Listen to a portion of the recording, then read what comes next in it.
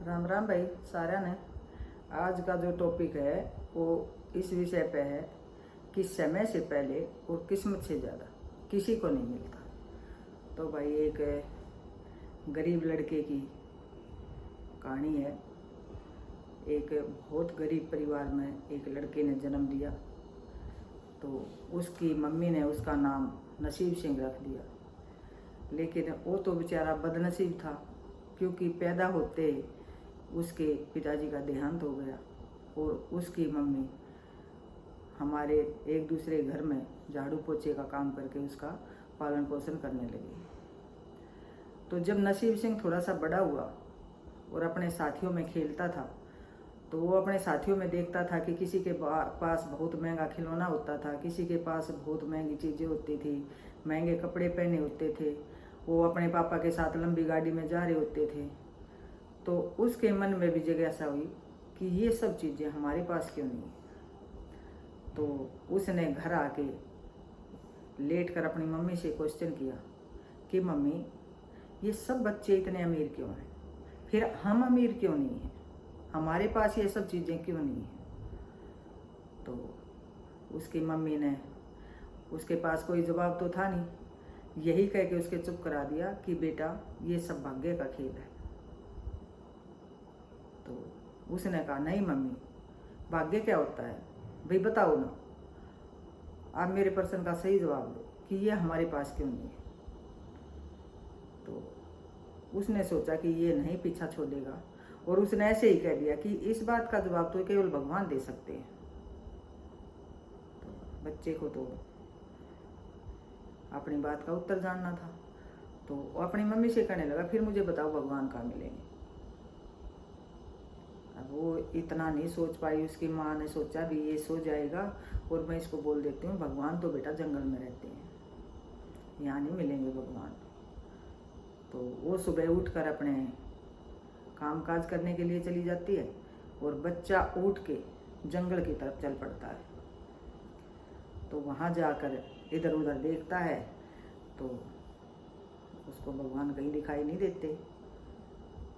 तो वो बेचारा भटकता भटकता थक जाता है और एक पत्थर की शिला पर जाकर बैठ जाता है।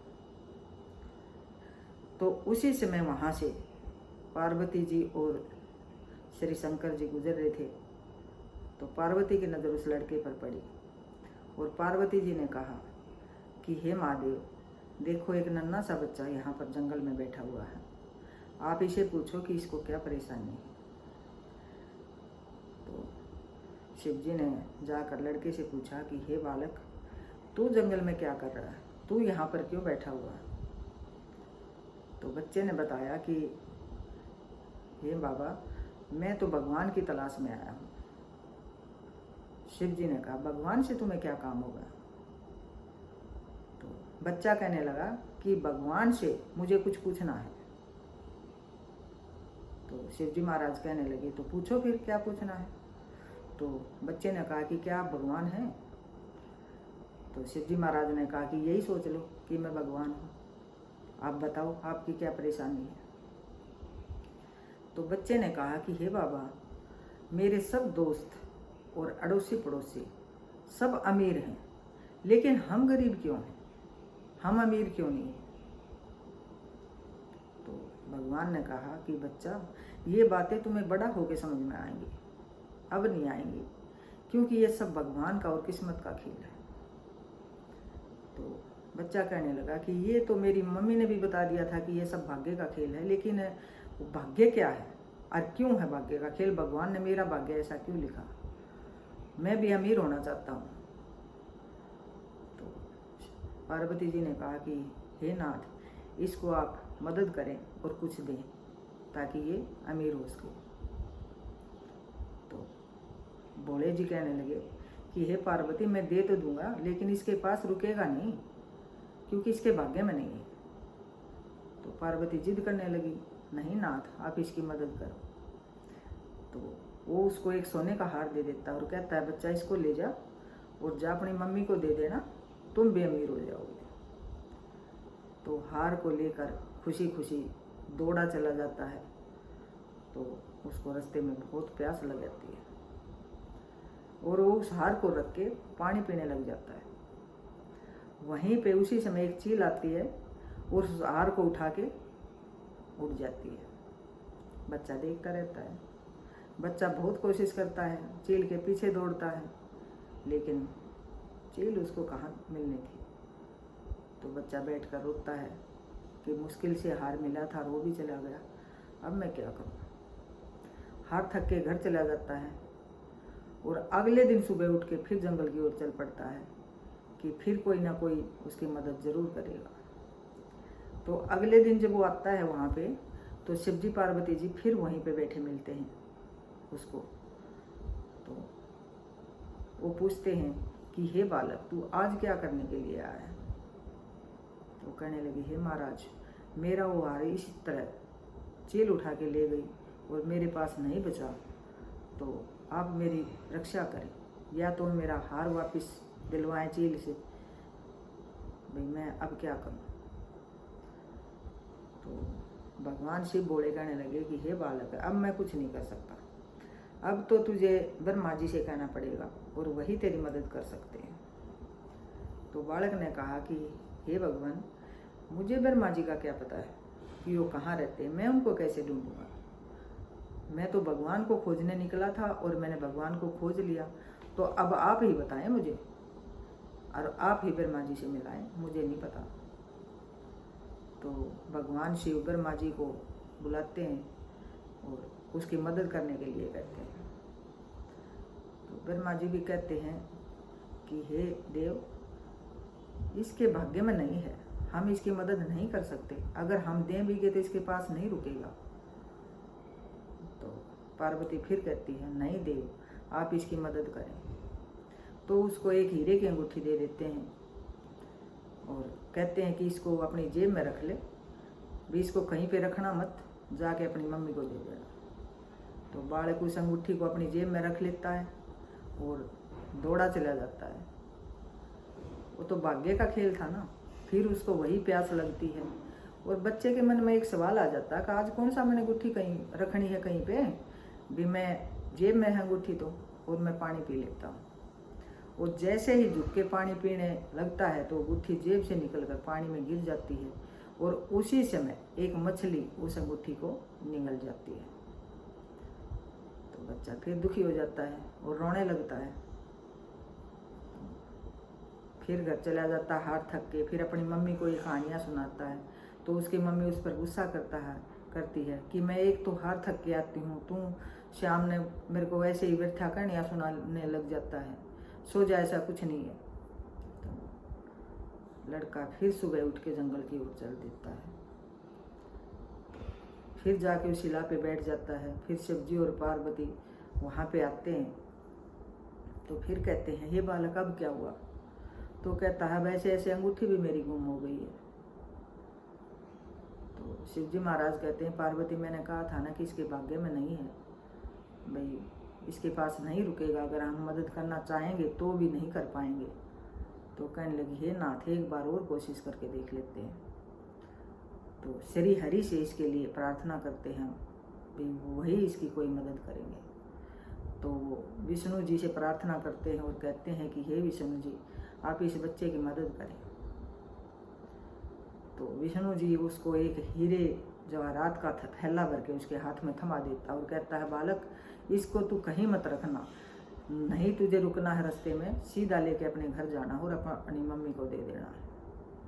तो बालक उस थैले को लेके दौड़ पड़ता है अपने घर की तरफ और दौड़ा दौड़ा जाता है, अपनी मम्मी को आवाज़ें लगाता है, लेकिन उसकी मम्मी घर पे नहीं थी। तो उस थैले को एक कोने में छुपा देता है और अपनी मम्मी को ढूंढने के लिए बाहर चला जाता है। तो जैसे ही वो अपनी मम्मी को ढूंढने के लिए बाहर जाता है तो उसी समय घर में चोर घुस जाते हैं और उस हीरे जवाहरात के थैले को उठा कर ले जाते हैं और बाकी घर के और सामान को भी उठा ले जाते हैं। वो दौड़ा दौड़ा मैं अपनी मम्मी के पास जाकर कहता है, मम्मी चलो, अब आपको काम करने की कोई ज़रूरत नहीं है, मैं थैला भर के हीरे जवाहरात का लेके आया हूँ और अब हम अमीर हो जाएंगे, इसलिए आप जल्दी घर चलो। तो उसकी मम्मी घर आके देखती है तो घर में हीरे जवाहरात तो क्या मिलने थे, जो और सामान था वो भी घर में नहीं था और सब चोरों ने निकाल लिया था। तो उसकी मम्मी उस पर गुस्सा करती है, उसकी पिटाई करती है, और तू कैसे हीरे जवाहरात लाया, जो घर में था वो भी नहीं बचा है, तुम मेरे को क्यों परेशान कर रहा है। और माँ बेटा सो जाते हैं, लेकिन बच्चा हार नहीं मानता। वो अगले दिन सुबह उठ के फिर जंगल में जाता है और कहता है कि आज भगवान के साथ लड़ाई करूँगा कि आप कौन सी मदद कर रहे हैं मेरी, जो मेरे पास रुक ही नहीं रही है। तो वो जाता है तो तीनों देव इकट्ठे होकर बच्चे की मदद करने के लिए उसे कहते हैं कि हे बालक, हम तेरी मदद नहीं कर सकते, अब तो भाग्य विधाता ही तेरी मदद कर सकता है और हम तुझे उसके पास लेकर चलते हैं। तो वो तीनों देव उस बच्चे को लेकर भाग्य विधाता के पास जाते हैं और कहते हैं कि हे भाग्य विधाता, आप इस बच्चे पर तरस करें, ये बहुत ही मेहनती बच्चा है, हिम्मत नहीं हारने वाला है, आप जरूर इसकी कोई मदद करें।